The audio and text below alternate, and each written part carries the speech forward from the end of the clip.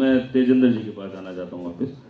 Sir, क्या है, कहीं ना कहीं युवाओं और जो पुरानी परिधि के बीच की बात है वो कहीं ना कहीं टकराहट पे आती ही आती है। क्या लगता है आपको आगे, हाँ, आपकी बात को आगे बढ़ाए। देखिए, ये हमारे पे निर्भर करता है हम इंडिया की परिभाषा ले क्या रहे हैं और भारत की परिभाषा ले क्या रहे हैं। अगर हम कहते हैं कि भारत में गांव बसते हैं तो भारत में संस्कृति बसती है और संस्कार बसते हैं। और इंडिया में अगर हम कहें तो शहर बसते हैं। अगर कहते हैं तो भारत में इंडिया में प्रगति है, उन्नति है, इंडस्ट्री है, फेसबुक है, ट्विटर है, तो भारत को 2020 में सुपर पावर बनाने का सपना भी इसी इंडिया में बसता है। तो अगर इस भारत और इंडिया में आज अगर खाई है तो हमें उसके मूल में जाना पड़ेगा। ये खाई आई क्यों? पिछले 65 वर्षों में जो खाई मिटनी चाहिए थी किसी ना किसी कारण से वो बढ़ती गई, चाहे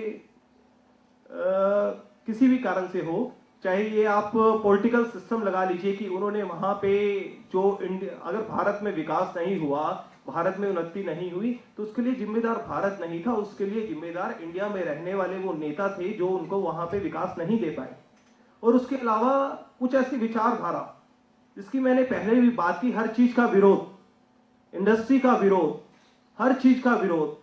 और एक उदाहरण जो मैंने पहले दिया उसी को रिपीट करते हुए मैं आगे बात करना चाहूंगा। जिन लोगों के हाथ में 10 रुपए कलम खरीदने के पैसे नहीं थे, उन हाथों में 10 लाख रुपए की जिन्होंने बंदूक पकड़ा दी और कहा कि यहाँ पे इंडस्ट्री बने तो उसको बंद कराओ, यहाँ पे स्कूल बने तो उसको उड़ाओ। और ये मैं कह रहा हूं इसलिए मत मानिएगा, यहाँ कोई और स्पीकर कह रहा है इसलिए मत मानिएगा।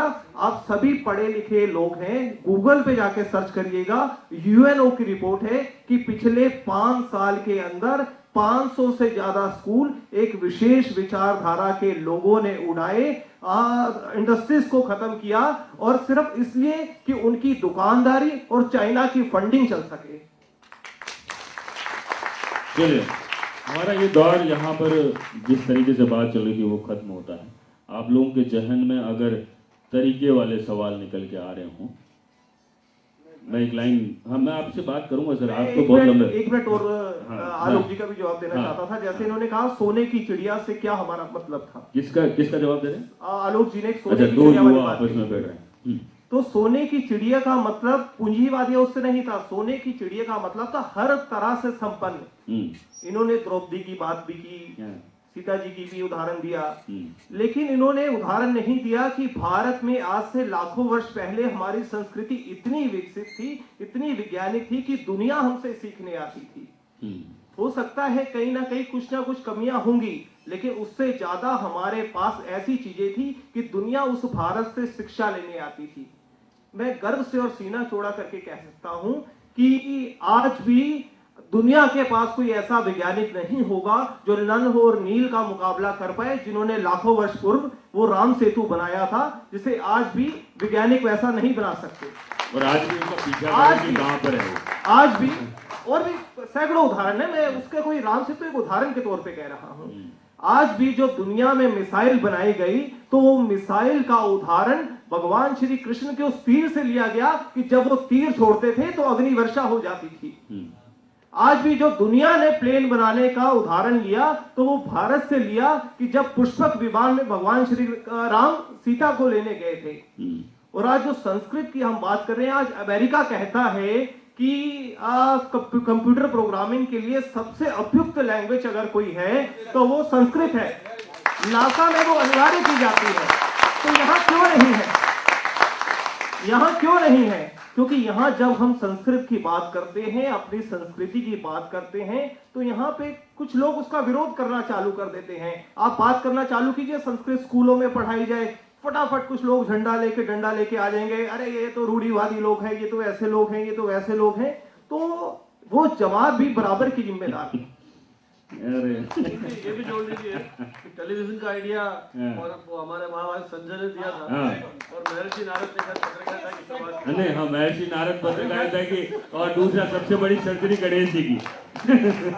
मुझे ये लगता है कि ये भी शायद एक फैशन हो गया, हमारी ये समस्या है कि जब भी कभी बात आती है तो हम हमारे पुरानी गौरव गाथा को तो बहुत याद करते हैं। आज की जो स्थितियां हैं मैं वही कह वो जो वो और एक जो बात अभी विकास को लेकर के आई, मेरे ख्याल विकास को भी आप डिफाइन करें। समाज शास्त्री विकास को अलग अर्थ में देख रहा है, अर्थशास्त्री विकास को अलग दृष्टि से देख रहा है, साहित्यकार विकास को अलग दृष्टि से देख रहा है। तो आप भारत और इंडिया की इस खाई को देखते हो, जिस विकास की बात कर रहे हैं, उस विकास के पैमाने उसका स्वरूप क्या है? नहीं, सब कोई जीडीपी की रेट से देख रहा है, कोई अपने अंदाज से देख रहा है, पर बात यही है सर कि अभी भी जो आप जो कहना चाह रहे हैं वो यहीं आकर एक विडंबना अटक रही है कि क्या हम फिर उस भारत को अंगीकार करना चाहते हैं या हम इंडिया को अंगीकार करना चाहते हैं? मेरे ख्याल आप ये सब नो में उसका तो नहीं दे सकते। ये देश जितना वैविध्यपूर्ण है, यहाँ की संस्कृति, यहाँ का समाज, ये सारी चीजें साथ साथ चलेंगी। वो तराजू में कभी कोई पराड़ा भारी होगा, कभी कोई पराड़ा भारी होगा। जिस तरह की विचार आगे हावी होते चले जाएंगे, मेरे ख्याल वो समय अपने आप निर्धारित करेगा उसको। आप ये सब दो में इसका उत्तर ढूंढना चाहेंगे तो मेरे ख्याल नहीं मिलेगा, होगी और ये नहीं मिलेगा। मैं मिश्रा साहब कुछ कहना चाहते हैं? आपने बहुत सुंदर सवाल किया, प्रश्न जवाब देने के।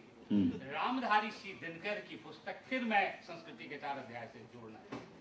उन्होंने कहा कि भारत में कभी वेद की रचना हुई, कभी रामायण की, और लास्ट कड़ी में वो कहते हैं कि रामायण की रचना हुई। उसके बाद रामायण से वो तुलसीदास के रामचरितमानस पर आकर रुकते हैं। उसके बाद वो कहते हैं कि भारत में सृजनशीलता खत्म हो गई। देखिए, मैं सवाल ये करना चाहता हूं, ठीक है मेरे पास पुस्तक विमान थे, मेरे पास कृष्ण की लीलाएं थे, सब कुछ थे, लेकिन जब तक वेस्ट इन्वेंट नहीं करता है उससे पहले हम क्यों नहीं कहते हैं कि हमारे शास्त्रों में ये चीज थी? यहां पर मैं सिविलाइजेशनल डिबेट यहां से प्रारंभ करता हूं, और यहीं से हमें भारतीय संस्कृति को समझना पड़ेगा कि जब वेस्ट अनुसंधान कर देता है कि ब्लैक होल है, तब हम तुरंत कहते हैं कि ये रामायण में भी ब्लैक होल की बात की। उससे पहले हमारी जो विद्वता है वो कहां जाती है? और हिमांशु जी क्या कह रहे थे? इसलिए देखिए, इसमें जो मैं जो सवाल करना चाहता हूं, यहाँ पर देखिए, हमारे एलीट वर्ग कभी भी नहीं चाहते हैं कि हमारे युवाओं में सृजनशीलता शक्ति का विकास हो। सही। इंडस्ट्रियलिस्ट कभी नहीं चाहता कि मेरे लेबरर जो है उसमें सृजनशीलता शक्ति का विकास हो, क्योंकि जब व्यक्ति सृजनशील हो जाएगा, समाज में अपने आप नवीनता आ जाएगी, और जो भारत और हिंदुस्तान है उसके बीच जो आर्टिफिशियल गैप पैदा किए गए हैं, वो गैप है नहीं बेसिकली। ये इंडस्ट्रियलिस्ट ने बाजार व्यवस्था के दृष्टिकोण ने, क्योंकि अब हम सभी चीजों को बाजार की दृष्टिकोण से देखते हैं, और जब हम बाजार के दृष्टिकोण से देखेंगे तो वहां पर सब कुछ बिकता है, नैतिकता भी बिकती है। तब फिर क्यों आप नैतिकता की बात करते हैं? इसलिए हमें पुनः गांधी से सीखना पड़ेगा कि हमें वैसी व्यवस्था चाहिए जो मानव को मानव बनाता हो। अगर बाजार भी है तो बाजार को मानव से जोड़ता हो, मानव से इंटीग्रेट करता हो। उस संदर्भ में हमें देखना चाहिए। चलिए सर, बहुत सारे सवाल यहाँ पर हैं। आप ये बार बात रामायण के संस्कृत साहित्य। हाँ, ये मुझे समझ में नहीं आई। देखिए, रामायण लिखी किसने? आप कहेंगे वाल्मीकि ने। मैं कहूंगा जो लोग संस्कृत साहित्य के जानकार हैं, वाल्मीकि को तो ब्रह्मा जी ने लिखवा दी थी। वो अवतरित हुए थे और ब्रह्मा जी वाल्मीकि से तपस्या से खुश होकर कहा कि ऋषिवर, तुम रामायण महाकाव्य की रचना वैसे ही करो, तुम्हें सारा घटनाक्रम वैसे ही दिखाई देगा जैसे हाथ में रखा मामला। वाल्मीकि का क्या है, वो तुम्हें अतीन्द्रिय शक्ति लिखवा रही थी। आपने संस्कृत व्याकरण की बात की, पानी ने सूत्र कहां से दिए? फिर ब्रह्मा जी आ गए थे। ये ब्रह्मा जी कब आएंगे इस देश में, ताकि सब उस ब्रह्मा जी को हम बुला के लाए, तपस्या करें, शायद वापिस उस ब्रह्मा को बुलाना ही पड़ेगा। पूरा संस्कृत साहित्य। और मेरे ख्याल से ये जो बैठा हुआ युवा जो पंक्ति में बैठा है, जो अभी भी कहीं ना कहीं अपनी आधी दौड़ और आधी रुकने की स्थिति में, इसी में से कोई एक ब्रह्मा वापस आना चाहिए मेरे ख्याल से। इसी में से एक ब्रह्मा आना चाहिए। हाँ सर, आपका सवाल दे दीजिए, वहीं से दे दीजिए, क्या सवाल देना चाहते हैं? खड़े होके दे दीजिए सर, खड़े होके दीजिए। नहीं, आप तो केवल हाँ वहीं से बोल दीजिए। तो अगर मेरे को मौका मिलता ना तो ये सेपरेट्स भारत फ्रॉम इंडिया नहीं कर सकते ना हम। तो what unites Bharat from India के लिए एक वैल्यू ले आते हम। पहले जब बड़े वैल्यू ले आते हैं ना तब मिलेगा। मैं अपने लिए एक ध्यान कर लेता हूँ। रामाय रामभद्राय रामचंद्राय वेदसे रघुनाथाय नाथाय सीताय पतेनवा सद्गुरुनाथ महाराज की जय। क्या जोड़ता है इंडिया और भारत को? एक नीचे एक लिखा है, दो ही शब्द सरल, सभी लोग पकड़े ना। You all can be the finest of the citizens and the finest of the productive humans. सत्यमेव जयते. ये सत्यम क्या है? ये ट्रूथ है. ये जो अभी जितने लोग बोले ना कि क्या सच क्या झूठ किसी को नहीं मालूम, क्योंकि कई लोग एजेंडा रखते, लाइक मीडिया बोलते मैं सच बोलूं आपको, पर वो करता क्या है? वो मार्केटिंग के लिए फॉल्स एडवर्टाइजिंग करता है. फिर लोग प्रैक्टिस क्या करते हैं? उनको गोल्स कुछ है, इधर देते कुछ बोलते कुछ, पर उनको गोल्स कहीं है. Actually the truth alone triumphs. तो हम लोग जो विचार रखे हैं ना, दिस ट्रांसेंड्स टाइम. हम लोग आते जाते हैं, ये ट्रूथ नहीं है, ये लोग यूथ है, ये लोग कल शादी होके ये लोग आप और हमारे जैसे बड़े हो जाएंगे. तो हम यूथ यूथ करके कौन सा यूथ को बोल रहे हैं जो हर 10-20 साल में बदलते जा रहे हैं? That is not truth. Actually क्या है, ये जो सत्यमेव जयते है ना, ये सत्य कहाँ है? धर्मो परमे लोका. धर्म ही लोक में श्रेष्ठ है. धर्म में सत्यम प्रतिष्ठितम. धर्म कौन सा है? आप जो आचरण करते हैं ना वो है, बोलना नहीं है. आपको आचरण करना है. नेता ऐसे नहीं उठ जा सकते कि ये लोग युवा पीढ़ा का ही देश है, मैं निकल रहा हूँ. हाँ, ये कैसा? यथा राजा तथा प्रजा. आप कैसे निकल सकते हैं? जब तक राज कोई भी एक आदमी बुद्धू भी बोल देगा देश क्यों ऐसा है, उनका राजा ठीक नहीं है, उनका देश में व्यवस्था ठीक नहीं है. किसका दोष है? स्टूडेंट्स का दोष है, देश ठीक नहीं चल रहा है. तो भारत और इंडिया में कुछ कमी है क्या? पॉलिटिशियंस का दोष माने, स्पोर्ट्समैन का, पॉलिटिशियंस का, बॉलीवुड स्टार्स का, पॉलिटिशियंस का, आईटी का? किसका बात हमेशा आता है? हमेशा आता है देश का नेताओं का ऊपर. क्यों? उन्हीं को तो देश संभालना है.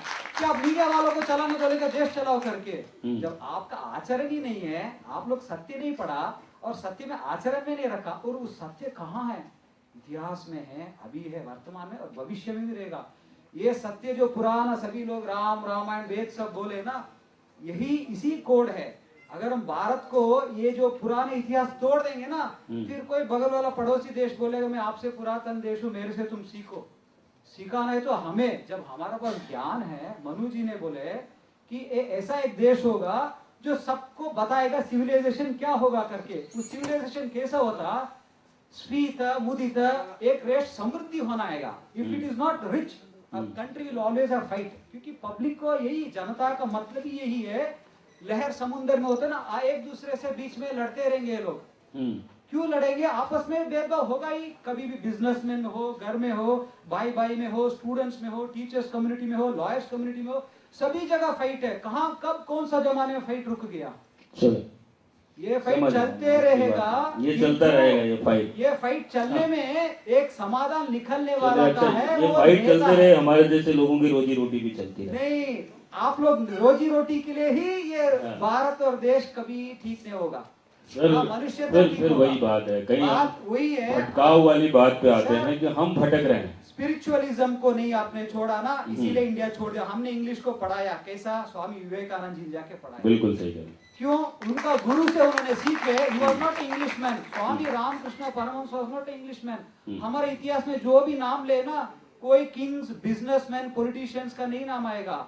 हमारे इतिहास से टेक्नोलॉजी 2-3G का ऊपर नहीं है निर्भर है, आईटी का ऊपर निर्भर नहीं है. जापान ने जो प्रेडिक्ट किया, वेद आपका ancient civilisation non text scriptures, किसने डॉक्यूमेंट किया? आपके पास कोई टेक्नोलॉजी फोटोकॉपी था या राइटिंग मशीन था? How it has come? This is what Indian civilization has given, that humans are capable to elevate themselves to the highest level. It transcends time. ये नहीं कि country, मेरा देश तुम्हारा देश, चले लड़े. लोका समस्ता सुखी न भवन्तु. मैं मनुष्य हूँ. हम मनुष्य नहीं रहेंगे तो आपस में लड़ते रहेंगे. घर में लड़ेंगे, गली में लड़ेंगे, मोहल्ला में लड़ेंगे, प्रदेश में लड़ेंगे, देश में लड़ेंगे. फिर लड़ते रहेंगे तो एक दूसरे लड़ाई इतिहास में रहेगा तो वार्स ही क्रिएट करते रहेंगे, वर्ल्ड वार्स. क्या नाम क्या है? The solution is to export what we have the best, not to import like India. We have the best now. What is Bharat? There is one image of Bharat.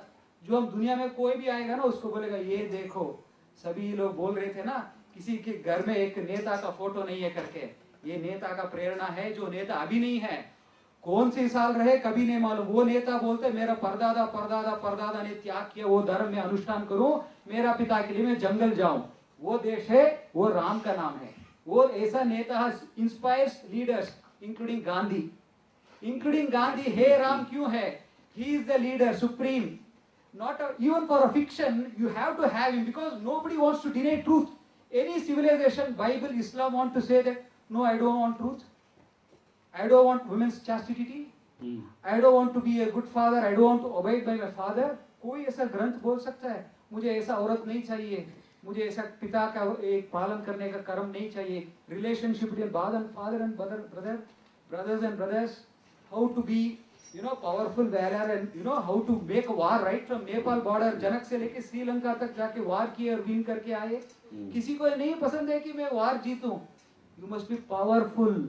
Only if you have power you can bring peace. इन सज्जन के लिए जोरदार ताली बजा दीजिए, क्योंकि बहुत अच्छी knowledge आपने हमको दी। नॉलेज नहीं है, ये जो फोटो है ना सबका घर में होना चाहिए। ये परिवार का फोटो विदेश में रखेगा, एक राम जी का परिवार का फोटो रखेगा ना, you will have so much of information. इसीलिए आपको संस्कृत चाहिए।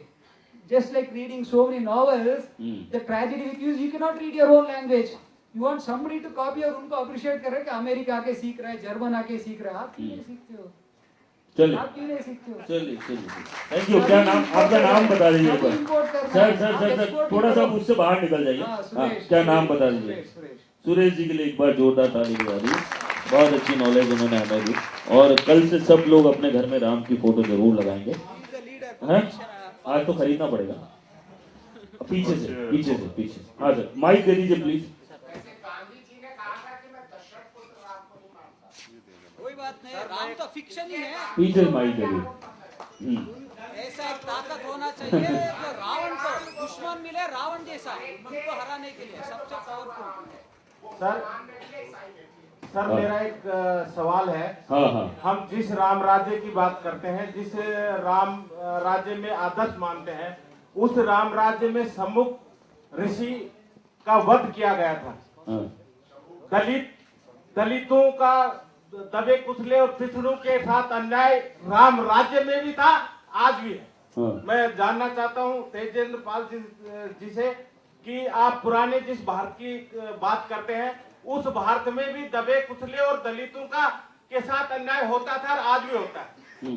तो क्या आप उसी इन आदर्शों की बात करके उसी बात की बात करते हैं? ये सवाल बनाओ सर, कहीं ना कहीं बहुत अलग सा सवाल है, जिसके ऊपर हम एक अलग से टॉपिक पे बात कर सकते हैं, क्योंकि ये एक ऐसा फंडामेंटल क्वेश्चन है जिसपे कि बहुत सारी विधाएं हैं अलग अलग तरह की। ऐसा है कि दलित आज अपने लेवल पे कहीं ना कहीं काम भी कर रहा है, कहीं ये माना जाता है कि 1000 साल से मेला ढोला रहा था, इसलिए मैं 1000 साल पहले क्या था ये मुझे नहीं पता, क्या मैं भी दलित था या नहीं था।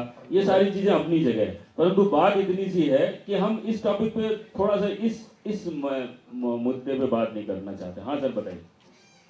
परसों चिदम्बरम साहब संसद में भाषण दे रहे थे। हाँ। तो मैं इसी को लेके यहाँ आया हूँ। हाँ, वो भारत और इंडिया के बीच में चल रहा है क्या? तो उन्होंने हमें हमारे विकास का एक वो गान गाया था जिसमें हम 58% लोग राजस्थान के सफर करेंगे। एक दिल्ली बॉम्बे इंडस्ट्रियल कॉरिडोर, उसमें हमारा जमीन का राजस्थान का 58% हिस्सा इसमें जाएगा, हम सफर करेंगे। तो इसका इलाज भी ये कोई पैनल बैठा है, तो हम भारत में जाएंगे या भारत से भी नीचे कहीं जाएंगे, ये जरा बताएं। नहीं, विकास की दर अगर बढ़ती है तो ऊपर जाने की परिधि होगी ना सर? नहीं, उसमें जो था कि इस कॉरिडोर के दोनों तरफ, माइक ले लीजिए। इस कॉरिडोर के दोनों तरफ 150 किलोमीटर का एरिया और राजस्थान के 58% जमीनें, और वो कहीं बहुराष्ट्रीय कंपनियां और वो यहाँ आके उद्योग लगा के हमें विकसित करेंगे, तो फिर हम विकसित होकर कहाँ चले जाएंगे? हम मतलब कौन सी गली में विस्थापित होकर उस विकास का नजरिया कहाँ से देखेंगे? मेरा ये सवाल था। सबसे महत्वपूर्ण सवाल यही है, ये जयराम बैठे हुए हैं जो कारगिल की लड़ाई लड़ी थी, इनको गोली लगी थी और इनको आपको एक बार जोरदार तालियां इनके लिए, पूरे सदन खड़ा होकर एक बार ताली बजा दे इनके लिए। इस नौजवान के लिए ताली बजाना बनता है। आगे आ जाइए, आप थोड़ा सा आगे आ जाइए हमारे साथ। लेकिन जब जयराम ने अपने गांव की पहाड़ी को बचाने की कोशिश करी तो इनको पुलिस ने दौड़ाया। 3 दिन ये पहाड़ी में छिपे रहे। वहीं से मुझे फोन आया कि भाई साहब हम भी नक्सलाइट बन जाएंगे। हमने कहा नहीं, ऐसा मत करिए। आज पिछली बार मैंने इनके ऊपर लिखा था कि ये जवान जब सीमा पर पहाड़ी बचाता है, गोली खाता है तो इसको राष्ट्रपति अवार्ड देता है। ये गांव की पहाड़ी बचाता है तो देशद्रोही हो जाता है। आखिर इस देश में गांव वाले देशद्रोही कैसे हो गए? आपकी सारी पुलिस, सारी सरकार गांव वालों के ऊपर क्यों टूट पड़ी है? आप विकास की बात करते हैं, पर किसका विकास? शहर वालों का विकास, अंग्रेजी पढ़े वालों का विकास, और गांव वाले? अरे मैं तो ये पूछता हूं, अगर आज भगत सिंह और गांधी होते तो वो इन गांव वालों के साथ होते या शहर वालों के साथ होते? आप भगत सिंह के नाम लेते हैं, गांधी का नाम लेते हैं। भगत सिंह की आखिरी चिट्ठी वायसराय को क्या थी? उसने कहा कि अंग्रेज चाहे भारत का शोषण करें, चाहे हिंदुस्तानी शोषण करें, जब तक ये शोषण रहेगा हमारी लड़ाई जारी रहेगी और आप हमें गोली चला दीजिए। उन्होंने कहा ये युद्ध है, आपने युद्ध छेड़ दिया है गांव के ऊपर और गरीब के ऊपर, और आप मान नहीं रहे, और आप आज भी नहीं मान रहे हैं। आप आज भी युद्ध कर रहे हैं, आज भी नहीं मान रहे हैं, और आपने युद्ध छेड़ा हुआ है गांव के गरीब के खिलाफ। वो राजस्थान में भी है, वो छत्तीसगढ़ में भी है, वो झारखंड में भी है, और अगर बस्तर का आदमी नहीं लड़ेगा तो मर जाएगा।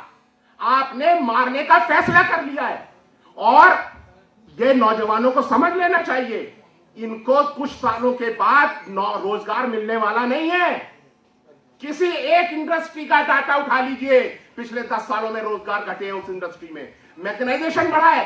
सरकार ने किसी इंडस्ट्री से कहा ही नहीं है कि हम तुमको भारत की जमीन दे रहे हैं, बदले में तुमको रोजगार देना पड़ेगा। बताइए किससे कहा?